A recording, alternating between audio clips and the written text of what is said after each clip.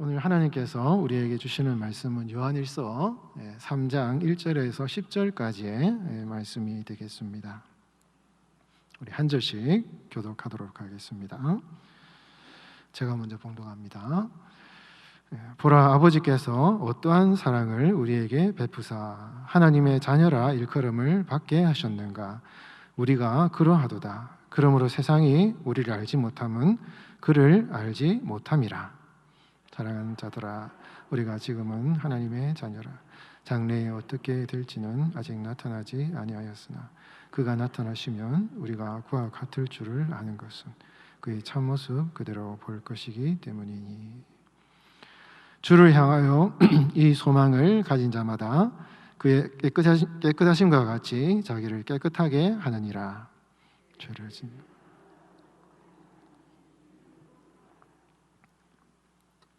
그가 우리 죄를 없애려고 나타나신 것을 너희가 아나니 그에게는 죄가 없느니라. 그 안에 거하는 자마다 범죄하지 아니하냐니 범죄하는 자마다 그를 보지 못하였고 그를 알지도 못하였느니라. 자녀들아, 아무도 너희를 미혹하지 못하게 하라. 의를 행하는 자는 그의 의로우심과 같이 의롭고 죄를 짓는 자는 마귀에게 속하나니 마귀는 처음부터 범죄함이라. 하나님의 아들이 나타나신 것은 마귀의 일을 멸하러 하심이라. 하나님께로부터 난 자마다 죄를 짓지 아니하나니 이는 하나님의 씨가 그의 속에 거하며 그도 범죄하지 못하는 것은 하나님께로부터 났음이라. 이러므로 하나님의 자녀들과 마귀의 자녀들이 드러나나니 무릇 의를 행하지 아니하는 자나 또는 그 형제를 사랑하지 아니하는 자는 하나님께 속하지 아니라. 아멘. 하나님의 자녀들이라는 제목으로 우리 하나님 말씀 전하겠습니다. 우리 성도들, 구원받은 성도들의 정체성에 대해서 성경이 표현하는 여러 가지 표현이 있습니다. 하나님의 백성, 하나님의 종, 이런 이제 정체성이 표현이 있는데 그 중에서 가장 중요하고 핵심적인 표현은 하나님의 자녀, 이제 히오스라는 헬라어 단어를 표현하는데요. 이 요한일서에는 테크논이라는 단어를 씁니다. 잠언 같은 데서 사랑하는 아들, 이제 스승이 제자에게 이 성경의 지혜의 전통에 있어서 스승이 사랑하는 제자를 사랑의 마음을 가득 담아서 사랑하는 아들아 이렇게 표현을 하거든요. 부모의 이제 혈통적으로는 부모가 아니라 할지라도 부모의 마음을 가득 담아서 사랑하는 마음으로 하나님의 자녀, 테크논이라는 단어가 있습니다. 휘오스라는 단어는 어떤 성부, 성자, 성령 이런 예수님에게 지칭하는 그런 이제 단어고요. 테크논은 그런 단어죠. 그래서 하나님의 자녀라는 이제 정체성이 주어진다 이것입니다. 이것은 아버지의 사랑의 마음을 가득 담은 그런 관계적인 표현이라는 것이죠. 그래서 이 하나님의 자녀라는 이 정체성에는요 굉장한 특권이 주어져 있습니다. 여러분, 부모 자식 간의 관계를 생각하면 되는 거잖아요, 그렇죠? 유산을 물려주게 되고 또 뭔가 해달라 그러면 해주고 뭐 좋은 것을 같이 공유하는 것이 부모 자녀의 관계 아닙니까? 그런 하나님 아버지와 자녀의 그 특권이 이 정체성 안에 주어졌다라는 것이죠. 우리는 말씀이 성경이 그것을 선언하고 있기 때문에 그것을 마음에 확실하게 믿고 우리는 하나님의 자녀다 하는 것을 여러분 굳게 믿고 아무리 우리의 삶의 현실이 어려워도 여러분 나는 하나님의 아들이다. 나는 하나님의 딸이다. 말씀을 믿고 살아야 되는 거잖아요, 우리는요.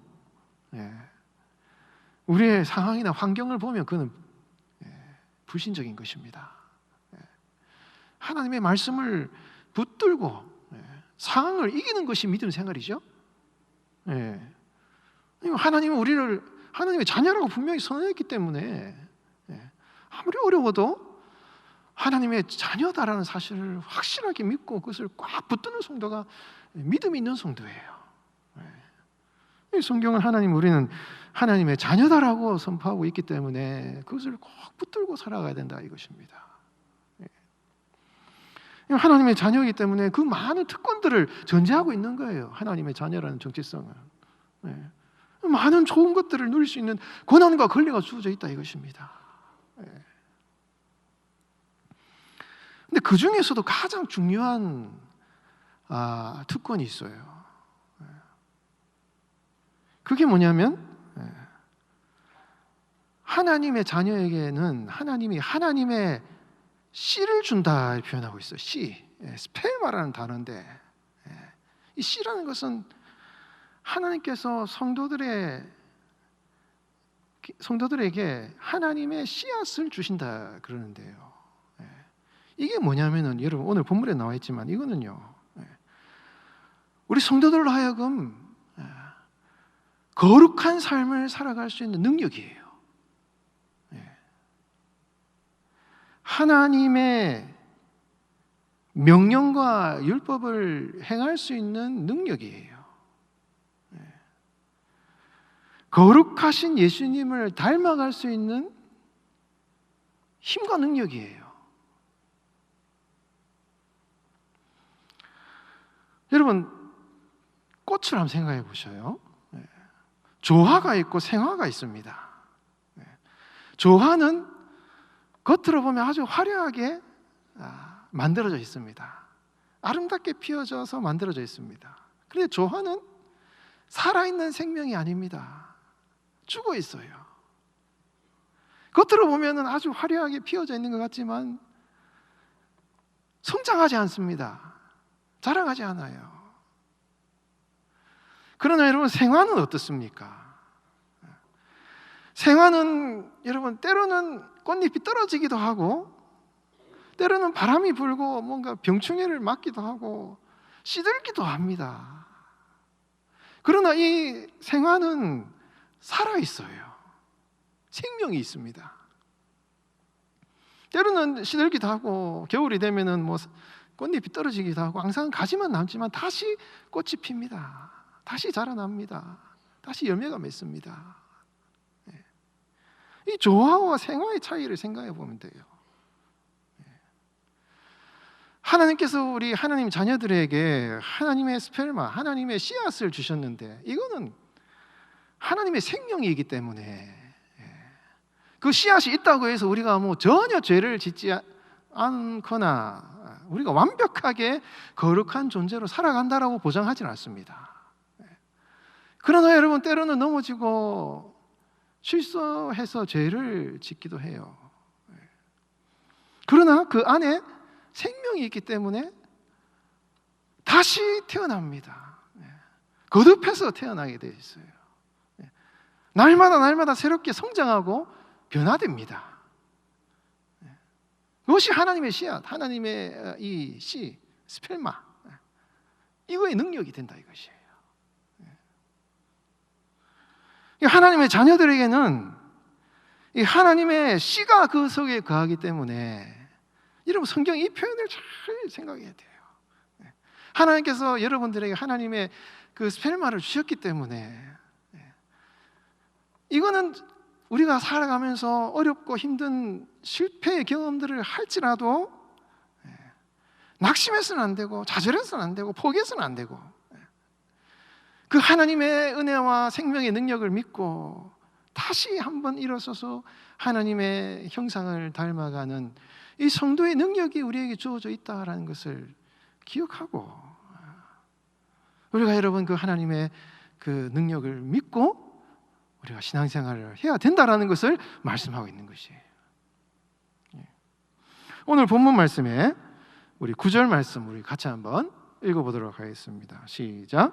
하나님께로부터 난 자마다 죄를 짓지 아니하나니 이는 하나님의 씨가 그의 속에 거하며 그도 범죄하지 못하는 것은 하나님께로부터 났음이라. 여러분 이 헬라어 시제 자체가 굉장히 중요하거든요.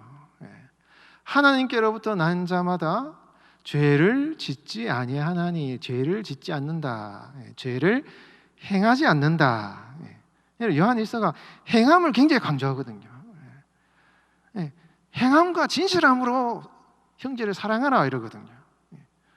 하나님께로부터 난 자마다 죄를 짓지 아니하나니라는 이 표현은 시제가 현재형이에요. 죄를 짓지 않는 현재의 정체성이 현재형이에요. 이게 뭐를 말하는 것입니까?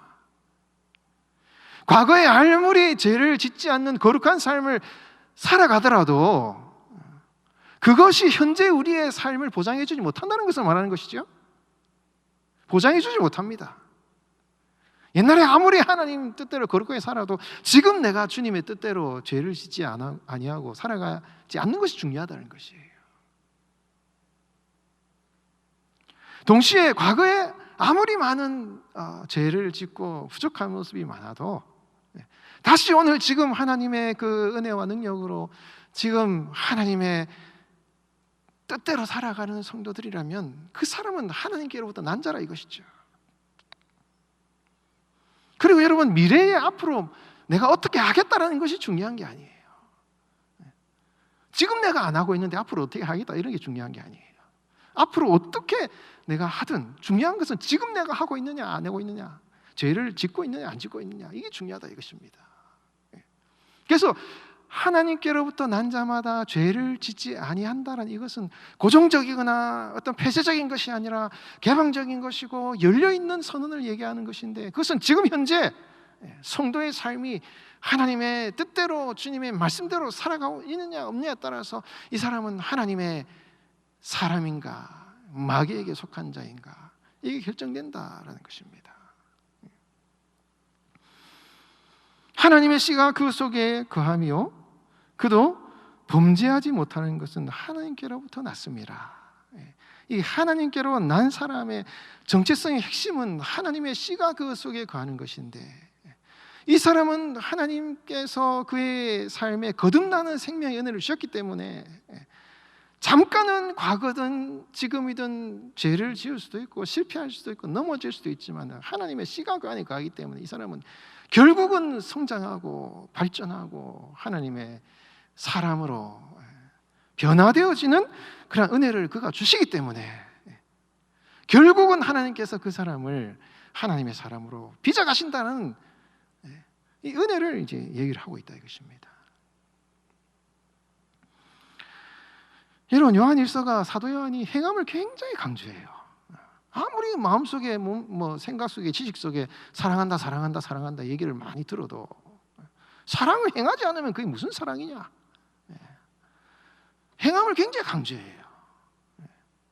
그리고 행하지 않으면은 행함을 통해서 하나님의 자녀로서의 정체성이 증명되어진다라고 얘기를 합니다. 그런데 여러분, 우리가 이 사실을 잊지 말아야 돼요.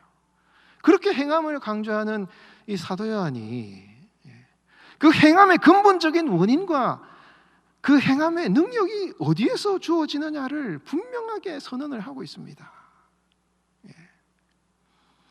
그것은 하나님께서 우리에게 부여하신 하나님의 자녀라는 그 정체성에서 나오는 것임을 분명하게 선언을 하고 있어요.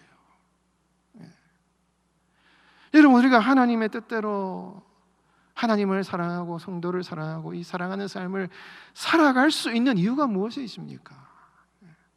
하나님이 우리를 하나님의 자녀로 삼아주셨기 때문이라 이것입니다. 그 하나님의 자녀로 삼아주신 정체성이 있기 때문에 여러분, 사랑하는 삶이 얼마나 어려워요, 여러분. 요즘 여러분 사랑하며 살아가고 계십니까? 얼마나 많이 사랑하고 살아가고 계십니까? 성경이 말씀하시는 아가페, 그 하나님의 사랑. 여러분, 요즘 이 하나님의 사랑 얼마나 여러분 하나님의 사랑을 행하고 살아가고 계십니까? 여러분들이나 저나 이 하나님의 명령 앞에는 너무 부족한 거예요. 사랑하고는 동떨어진 삶을 너무너무 많이 살아가고 있어요. 저도 그렇고 여러분들 그렇고 부족해요. 이 사랑은 너무 여러분 우리가 그걸 다 감당하기는 어렵다 이것입니다.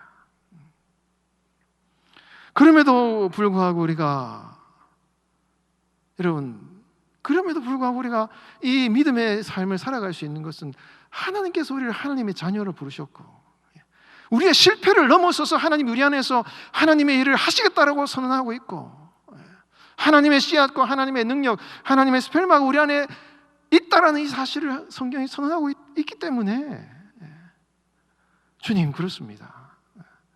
그럼에도 불구하고 끝까지 그 하나님의 약속의 말씀을 붙들고 내가 주님을 사랑하고 성도를 사랑하는 삶을 살아가는 삶을 살아갈 수 있도록 나를 도와달라. 하나님 함께해 주십시오. 그런 기도와 소망과 꿈을 가지고 살아가는 것이 이 성도의 신앙생활인 것이죠. 여러분, 아무리 우리가 하나님을 진정으로 사랑하고 성도를 사랑하는 삶을 살아가지 못하는 순간이 너무 많을지라도 여러분 포기하지 않고 그 사랑의 도전을 계속해 나아가는 여러분들의 삶이 되시길 바랍니다. 그 도전과 그 소망과 그 열정을 포기하지 않고 실패해도 끊임없이 도전하고 나아가면요, 10년, 20년, 30년 시간이 흐르면 흐를수록 이 성도의 우리의 인격과 삶은 변화되게 돼 있어요. 어느 순간에 우리는 하나님의 사랑을 실천하는 존재로 하나님이 변화시켜 주셨고, 그렇게 우리가 변화된 우리의 모습을 발견하게 될 것이라 이것입니다. 여러분, 그 하나님의 능력과 하나님의 도우심을 확신하시는 여러분 되시기 바랍니다. 예수님께서 가버나움에서 사역하시고 제자들을 데리시고 얘들아 저 바다 건너편으로 건너가자. 예수님이 건너가셨어요. 12제자와 같이 가셨습니다. 거기에는 이 요한일서를 기록한 사도 요한도 그 배를 타고 있었습니다. 분명히 사도 요한은 그 배를 타고 가시는 예수님과 동행하면서 예수님의 모습을 유심히 봤을 거예요. 사도 요한 분명히 봤습니다. 배를 타고 가는데 풍랑이 몰아치는 거예요. 예수님이 가자고 하면은 풍랑이 안 쳐야 되는데 풍랑이 막 치는 것입니다. 왜 예수님이 이 풍랑 치는 바다를 건너서 저 건너편으로 거라사 지방으로 가자고 하시는지 사도 요한은 이해할 수 없는 것입니다. 왜 풍랑 치는 이 고난을 뚫고 저 건너편으로 가는 것입니까? 근데 사도 요한은 이 거라사 지방에 갔을 때 알았어요. 거기에 가니까 더러운 귀신 들린, 여러분 군대 귀신 들린 사람이 무덤 사이에서 죽음의 권세 아래에서 고통당하는 처참한 인생을 살아가고 있었다 이것입니다. 마귀가 그 사람을 꽉 붙잡아서 여러분 죽음의 권세 아래에서 여러분 그 귀신 들린 사람이 있었다 이것이에요. 예수님께서 그 거라사 지방에 가셔서 그 풍랑을 뚫고 가신 이유가 무엇이냐 이거예요. 그 군대 귀신 들린 한 사람, 귀신의 권세 아래에서 멸망당하고 죽어가는 그 사람, 그 한 사람을 만나시기 위해서 예수님이 거기 가셨다 이것이죠. 한 영혼을 향한 예수님의 열정이 그렇게 위대하다 이것입니다. 그 한 사람, 군대 귀신 들린 그 한 사람 한 영혼을 여러분 마귀의 권세에서 해방시키기 위해서 예수님이 그 풍랑을 뚫고 나가셨다 이것이죠. 그것이 하나님의 은혜고, 오늘 본문에서도 우리 예수님이 이 땅에 오신 이유가 무엇이냐, 이 마귀의 일을 멸하시기 위해서 오셨다 이것입니다.